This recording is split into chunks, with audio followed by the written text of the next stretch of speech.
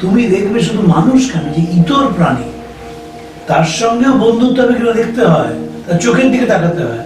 দেখবে যে পশুটা তোমাকে ভালোবাসছে তার চোখটাই অন্যরকম হবে, সে তোমার সঙ্গে ইন্টারাক্ট করবে। আর কিছু লোক আছে তোমাকে তাড়া করবে দেখলে, সেখানে ইন্টারাক্ট হবে না। সংসারেও ঠিক তাই।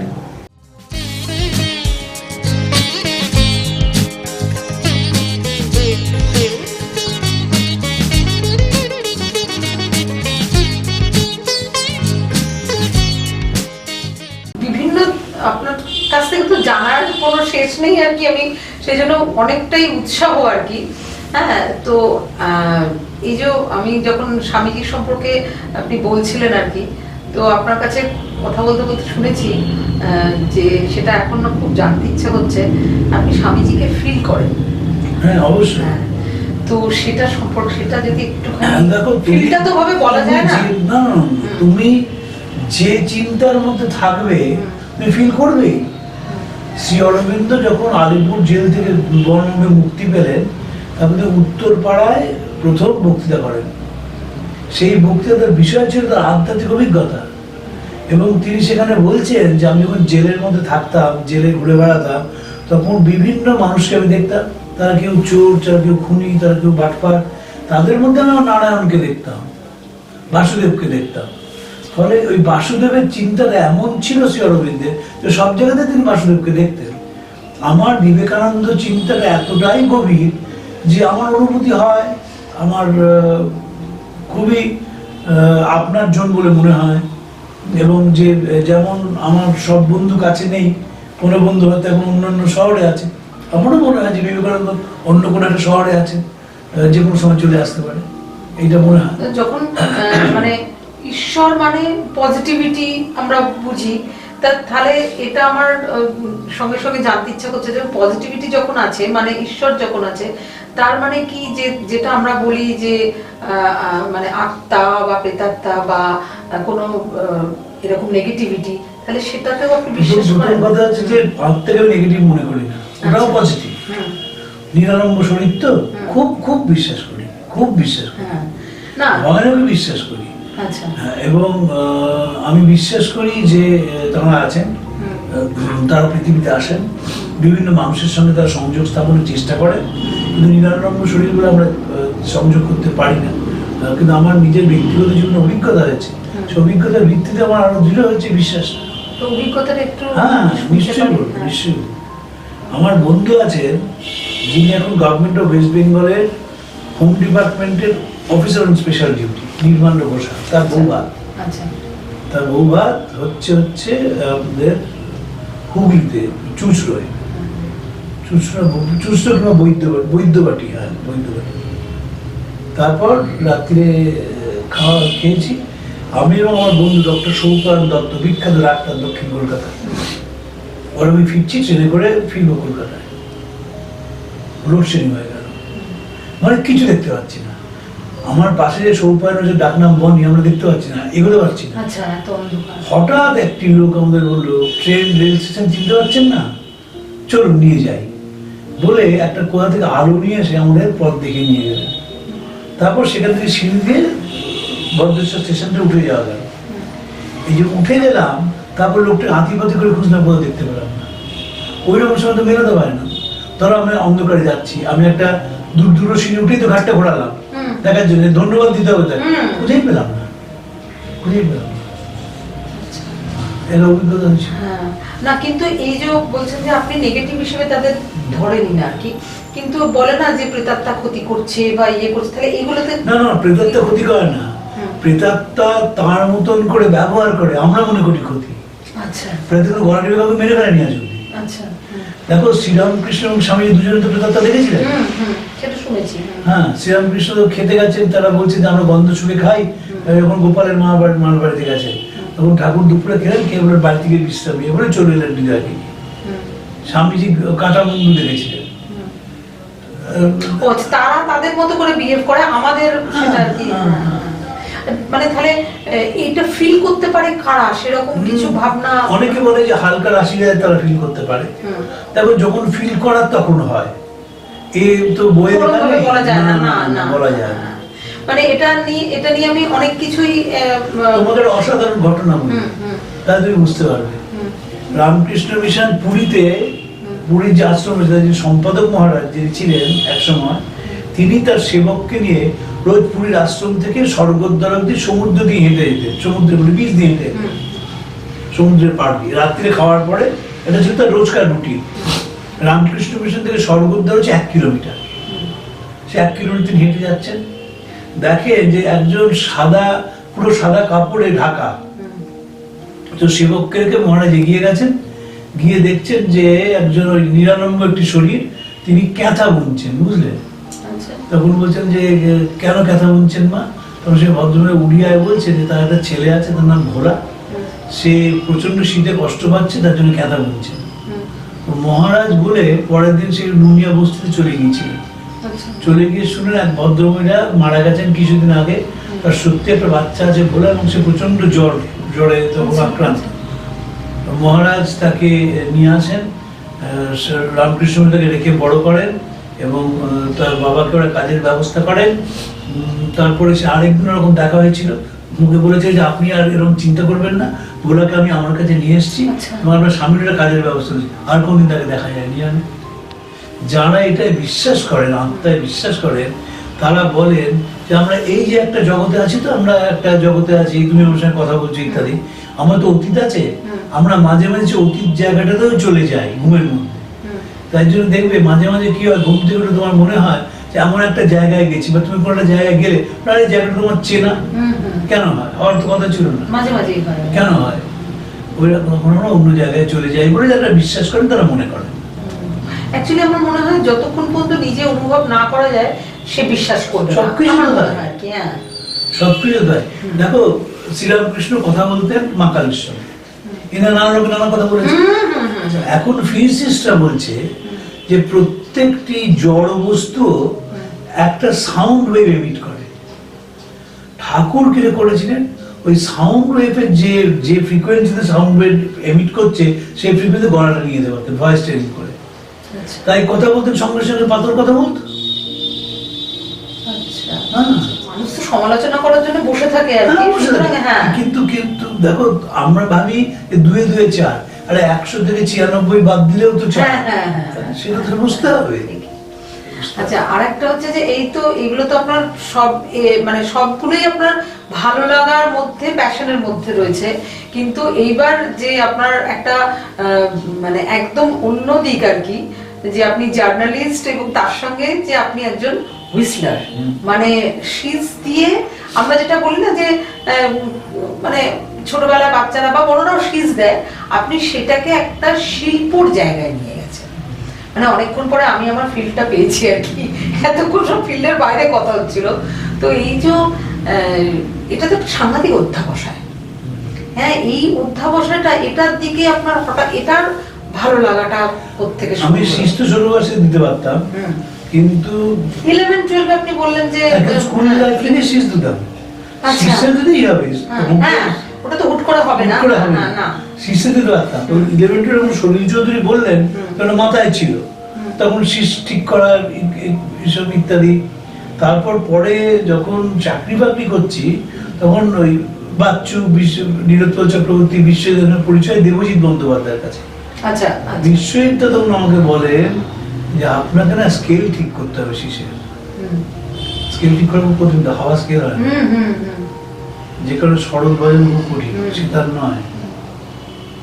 সে স্কেলটা ঠিক করলাম কি করে? বিশ্বজিৎ হারমোনিয়ামে ধরে ধরে দাঁতগুলোকে রিড করিয়ে বাজাতে শেখালেন, ওরা এক একটা স্কেলে বাজাতে পারি গান। মানে এটা তো আপনি চাকরি করা অবস্থায়, মানে মানে একদম ছোটবেলায় এরকম নয় আর কি। হ্যাঁ, মানে প্যাশন, তার মানে যে কোনো বয়সে শুরু করা যেতে পারে। তারপর সুরেতা সরকার শেখালেন কি করে সারগাম করতে হয়, কি করে ভালো করতে হয়, নোটটা লাগাতে হয়। সেই সূত্র ধরেই মানে বালসারাজির ওখান থেকে, দাদার ওখান থেকে আপনার সাথে আমার আলাপ আর কি। হ্যাঁ, তো নোট লাগানো, বালসারাজি ছিল সবসময় বলতেন যে তুমি নোটটা লাগাও, তুমি রোজ সারগামটা করবে, গান বাজাও না বাজাও সারগামটা করবে, মানে ভোকাল প্র্যাকটিস যেরকম হয় আর কি, সেটা আর কি এইরকম আর কি। জুলিয়ান টুজার বিখ্যাত কথা, if you know the notes to sing then you can sing anything. হ্যাঁ, নোটটা লাগাতে হবে। না কিন্তু এই একটা গান শীষ দিয়ে বাজানো সেটা এক জিনিস, কিন্তু এই যে আপনি 2.5 ঘন্টা 3 ঘন্টা প্রোগ্রাম করেন, এটা তো একটা অন্যরকম অধ্যাবসায়। এর জন্য শুধু প্র্যাকটিসে আমার মনে হয় তো হবে না। ওই প্যাশন না, প্যাশন থাকলেও কিন্তু শ্বাসের কোনো রকম প্রাণায়াম করতে হয়। আসলে কি হলো, আমি একবার যাচ্ছিলাম ডায়মন্ড হারবারে খবর করতে, একজন ওখানকার একটা বড় প্রতিষ্ঠান, সেখানে একজন সন্ন্যাসী বলেন কিচ্ছু শীষ হচ্ছে, রাস্তায় শীষ দিচ্ছি না। তখন তিনি বললেন আমার কাছে এসো, আমি তোমাকে নিঃশ্বাস নিয়ন্ত্রণটা শিখিয়ে দেবো। আমি তার কাছে গিয়েছিলাম, ওই আবার জীবনের প্রতি ইন্টারেস্ট আছে বলে তিনি নিঃশ্বাস নিয়ন্ত্রণ করাটা শিখিয়ে দিয়েছিলাম। আমি সেই নিঃশ্বাসটা নিয়ন্ত্রণ করতে পারি, তাই জন্য আমার 2 ঘন্টা বাজারেও কোনো কষ্ট হয় না এবং বাজাতেও পারি। মানে প্রাণায়াম আমি তো রেচক কুম্ভক একসঙ্গে করি, শীষটা তো রেচক কুম্ভক একসঙ্গে করতে হয়। মানে এটা মানে আমার কাছে মনে হয় মানে একটা নেক্সট টু ইম্পসিবল এর জায়গা। আমি একবার বাজিয়েছিলাম, তাই ভদ্রলোক এসে আমার মুখটাকে এরকম করে থাওড়া দিচ্ছেন। আমরা দেখুন এখন তো সেরকম এক্সারসাইজ করি না, সেই মাসল আর নেই। না না, দেখছি যে কার দম বেশি, আপনার না বেশি। তো এই যে দম রাখা, এই যে সাংঘাতিক। হ্যাঁ, এবং শুধু গানের ক্ষেত্রে দম রাখাটাই তো। আচ্ছা, শীষের কথা যখন হচ্ছেই এখন একটুখানি শুনি।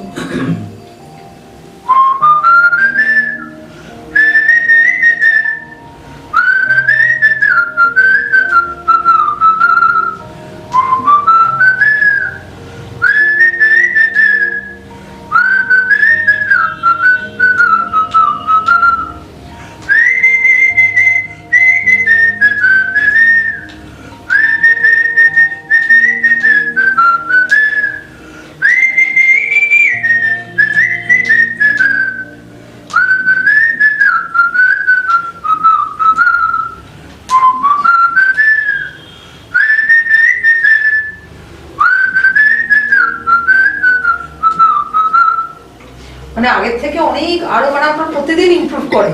হ্যাঁ, কারণ ওই যে আমি রিহার্সাল বাড়িয়েছি, অসাধারণ লাগলো। হ্যাঁ, আর আমার একটা মানে এই যে এতগুলো জিনিস আপনি একসঙ্গে করছেন, তো এই এতগুলো জিনিস আপনি একসঙ্গে করছেন, সময় পান কি করে? আসলে কনসেন্ট্রেশন। তুমি যদি কনসেন্ট্রেট করো, বিবেকানন্দকে নিকোলা টেসলা জিজ্ঞেস করেছিলেন আপনি যদি আবার পৃথিবীতে আসেন এবং যদি শিক্ষক হন কি শেখাবেন ছাত্রদের? বলছেন কিচ্ছু শেখাবো না, শুধু মনঃসংযোগ শিখিয়ে দেবো। আমাদের তো মনঃসংযোগটা হয় না। ওই ধরো তোমার কালকে বিবেকানন্দের গল্প বলি, যেদিন বিয়ে পড়ে খুব ভালো গান গাইতে পারতেন, তো ক্লাসিক্যাল সঙ্গীতের ট্রেনার গুরু ছিলেন। যেদিন বিয়ে পরীক্ষা, সেদিন বন্ধুর বাড়িতে সামনে গান গাইছে, দরজা খুলে দেখিয়েছেন আরে তুমি গান গাইছো আর কয়েক ঘন্টা পরে বিয়ে পরীক্ষা। ওরা দেখো যখন ঘোড়া রেসে অংশগ্রহণ করে তাকে দলাই মলাই করা, এই গানটা সেরকম মেসাজ। তোমার কাছে যারা আসছেন না সামনে পরীক্ষা বলে মনে করে পড়াশোনাটা কিন্তু করছে না। একেবারেই না। দেখো আমি একটা জিনিস বলি, বুঝলে, আমি বলি সেটা লোকে মানতে চায় না, কারণ তাদের ধারণাটা নেই বলে। সেটা হচ্ছে যে আমাদের দেশে যারা সঙ্গীত চর্চা করেন, বিশেষ করে যারা ভোকালিস্ট, ক্লাসিক্যাল সিঙ্গার বা যারা তবলা বাজান, তারা কিন্তু অসম্ভব প্রতিভাবান। কারণ যে রাগটা বাজাচ্ছে না, যে বোলটা বাজছে, কিন্তু খাতায় দেখে বলেন না, কি দেখে বলেন, স্মৃতি দেখে বলেন। তারা কতখানি প্রতিভা হলে সম্ভব। সেদিন জাকির হোসেন খান সাহেবের শুনছিলাম, মুখে বলছে না, তবলায় করছে। বা তুমি যখন তানকারি করছো বা সারগাম করছো, তুমি কি দেখে বলো? তাহলে এদের এই যে প্রতিভা, এই প্রতিভাটা আমরা স্বীকার করলাম না। আমরা মনে করলাম প্রতিভা মানে ক্লাসে ফার্স্ট হওয়া। বিবেকানন্দ বলেছিলেন education is development of faculties. তোমার ভেতরে যে বৈশিষ্ট্য আছে তার বিকাশের নামে শিক্ষা। তার জন্য কি বলা যেতে পারে যে সোসাইটি মানে সমাজ অনেকখানি, দেখো আমরা তো ব্রিটিশদের অধীনে ছিলাম 190 বছর। ওরা আমাদের শিখিয়েছিল যে শিক্ষা মানে চাকরির সঙ্গে তার নিবিড় যোগ রয়েছে। পৃথিবীতে কোথাও নেই। পৃথিবীতে শিক্ষার সঙ্গে চাকরির যোগ নেই। পৃথিবীতে শিক্ষা শিক্ষা, চাকরি চাকরি। জানো তো ইদানিং কালে আর্টিফিশিয়াল ইন্টেলিজেন্স একটা জিনিস শুরু হয়েছে, সেটা হচ্ছে যে হিডেন ট্যালেন্ট বের করা। দেখা গেল একটা স্কুলে ক্লাস 5-এ এআই এর টেস্ট হলো। দেখা গেল একটা ছেলে একদম সাধারণ ঘরের ছেলে, সেই ছেলেটা না চমৎকার এই ইলেকট্রিসিটি যোগটোগ করে একটা কিছু করে ফেললো, একটা বাল্ব জ্বালিয়ে ফেললো, একটা কিছু করে ফেললো, এরকম আছে। এই ছেলেটাকে তখন 10 ক্লাস অব্দি, সবাইকে 10 ক্লাস অব্দি পড়ানো যায়, বেসিক এডুকেশন। তারপরে যার যেদিকে ন্যাক সেটা পড়ানো হবে। এটা যদি ভারতবর্ষ সত্যি করতে পারে না, পৃথিবীর 1 নম্বর দেশ হবে। কারণ একটা মাত্র দেশ যাতে প্রতিভার কোনো অভাব নেই, অভাব ট্রেনিং এর, অভাব স্কিল ডেভেলপমেন্টের। একদম, কারণ বিদেশে তো একটা ইনস্ট্রুমেন্টকে মানে কম্পালসারি নিতেই হবে স্কুলে, এখানে তো সেরকম। ধরো এই যে আমাদের কি হয়, যেটা বালসারাজি বলতেন সেরকম গুরুত্বপূর্ণ কথা, 16 বছর বয়স অবধি কোনো ভোকাল শিখিও না। কি শেখাবে? হয় রিদম, নয় বোয়িং ইনস্ট্রুমেন্ট। কেন? তোমার তাতে ধরো তুমি হারমোনিয়াম বাজানো শিখছো বা সিনথেসাইজার শিখছো, তোমার বসে গেল সুরটা কানে, তোমার গলায় সুর আছে। এবার 16 বছর তো গলা ভাঙে, তো ভেঙে একটা গলা তৈরি হয়, ওই তৈরি গলাটা তখন তুমি গান গাইবে। তুমি দেখবে আগেকার দিনে যারা রিয়াজ করতেন বা আগের ক্লাসিক্যাল শিল্পী হতেন, তারা প্রত্যেক তবলা বাজাতে আনতেন। কেন? তবলা এবং একাধিক ইনস্ট্রুমেন্ট। কেন? তবলা বাজালে রিদমটার সঙ্গে কানটা অ্যাডজাস্ট হয়ে স্ক্যানিংটা বোঝে। মানে আগেকার দিনে যারা ক্লাসিক্যাল গাইতেন তবলা বাজাতেই হবে এরকম একটা, এবং হ্যাঁ চমৎকার তবলা, অজয়দা চমৎকার তবলা, এবং যারা তবলা বাজান তারা আবার ভীষণ ভালো গান গান ওই কারণে আর কি। তো সেই এই দিকটা আপনার একটা একদম আমার মনে হয় আর কি, অন্য সব প্যাশন গুলো তো আপনার আছেই আর কি, মানে আপনি একদম পরিপূর্ণ মানুষ আর কি, পরিপূর্ণ মানুষ ইন দ্য সেন্স এত আপনার ভালো লাগার জায়গা। হ্যাঁ, অনেক জিনিস, যার জন্য আপনার কিন্তু কোনো বয়সের সঙ্গে মিশতে আপনার অসুবিধা হয় না। ধরো আমি তো নিজে সাজগোজ করি না, কিন্তু আমার কিরকম সাজ নিয়ে পড়াশোনা কল্পনা করতে পারবে না। আচ্ছা, হ্যাঁ, কোন পোশাকের সঙ্গে কি যাবে না যাবে, এখনকার কি পোশাক, সব কিন্তু আমার বই পড়ে জ্ঞান কিন্তু আছে। মানে যেহেতু ইন্টারেস্ট, ভীষণ ইন্টারেস্ট। কারণ আমি মনে করি যে আমরা তো শেষ অব্দি সকলে বিশ্ব চরাচরের সৃষ্টি। এই সৃষ্টিটার মজা হচ্ছে প্রত্যেক পরতে পরতে নতুনত্ব বেরিয়ে আসে, আমরা সেটা পাত্তা দিই না, কারণ আমরা গতানুগতিক ভাবে থাকতে পছন্দ ভালোবাসি আর কি। হ্যাঁ, আর আরেকটা জিনিস, এই আপনি আসার পরে কথা হচ্ছিল ডিসিপ্লিন। হ্যাঁ, আপনার তো সাংঘাতিক ডিসিপ্লিন লাইফ আর কি। তো এই মানে ধরুন, আর আমি খুব ইনডিসিপ্লিন ইন দ্য সেন্স, মানে কোনো কিছুরই একটা সেরকম ভাবে ডিসিপ্লিন নেই। তো সেই ডিসিপ্লিন লাইফ যারা লিড করে আর কি, এই যে আপনার যে সব জিনিসটা বাধা, আমার মনে হয় ডিসিপ্লিন লাইফের জন্য এতটা কাজ করতে পারেন কি, এরকম একটা মানে এতটা। আর কি আমার একটা মজা হচ্ছে, আমি কোনো বাজে কাজে সময় নষ্ট করিনি। আমি চূড়ান্ত আড্ডা মেরেছি, সেটাও কিন্তু শিক্ষা। আচ্ছা, আমি ফালতু আড্ডা মারি না। মানে সব জিনিসই কোথাও একটা শেখার কোনো একটা ধরো আমি ধরো এই সুনীল গঙ্গোপাধ্যায়, শক্তি চট্টোপাধ্যায়, সঞ্জীব চ্যাটার্জি সব দিনের পর দিন আড্ডা মেরেছি, কিন্তু শেখার মনে আড্ডা মেরেছি সব সময়। আমি ফালতু আড্ডা মেরে পরনন্দ পরচর্চার মধ্যে আমি নিজেকে নিয়োজিত করি। আর প্রচুর সময় আপনার যায় বই পড়া। দেখো পুরুষদের একটা বড় আড্ডা হচ্ছে যে বন্ধু স্ত্রীকে কেমন দেখতে, মানে সে আলোচনার কিন্তু অংশগ্রহণ করে, কারণ আমার কোনো লাভ নেই। অনেকটা সময় পড়াশোনা, যেটা আমি নানা বিষয় নিয়ে পড়ি, প্রচুর আপনি পড়াশোনা করেন, এবং আমার নানা দিন এক এক দিন এক একটা বিষয় নিয়ে পড়ি। সোমবার একটা বিষয় নিয়ে পড়ি, মঙ্গলবার একটা বিষয় নিয়ে পড়ি। তো আজকে মানে খুব মানে আপনাকে এত ব্যস্ততার মধ্যেও যে আপনি এতটা সময় দিলেন আর কি, সেটা আমার পাওনা আর কি বলা যায়। হ্যাঁ, কিন্তু আবার একটা মানে গান শোনার মানে হুইসলে একটা গান শোনার আবার একটা অনুরোধ রাখবো আপনার কাছে। হ্যাঁ, আর আপনাকে অসংখ্য ধন্যবাদ আমাদের এই আড্ডায় আসার জন্য, এবং আপনার এত অভিজ্ঞতা আমাদের সাথে শেয়ার করলেন। হ্যাঁ, একটা গান যদি শোনান। তোমার আমার যিনি গুরু, বিবাহ সাথী সুরের গান বানায়। হ্যাঁ হ্যাঁ হ্যাঁ হ্যাঁ।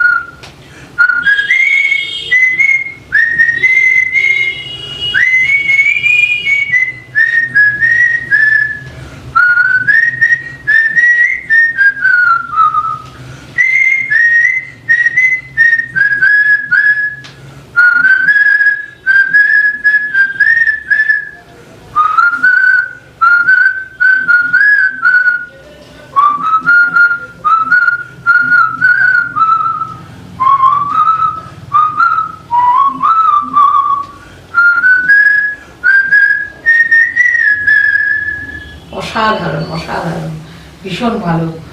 দাদাকে স্মরণ করে, হ্যাঁ, তো বিশাল মানে ওনার প্রতি নমস্কার, মানে ওনার থ্রু দিয়েই আপনার সাথে আলাপ আর কি। হ্যাঁ, যাই হোক তরুণদা ভালো থাকবেন। হ্যাঁ, আর আপনাকে অনেক ধন্যবাদ। ভালো থেকো।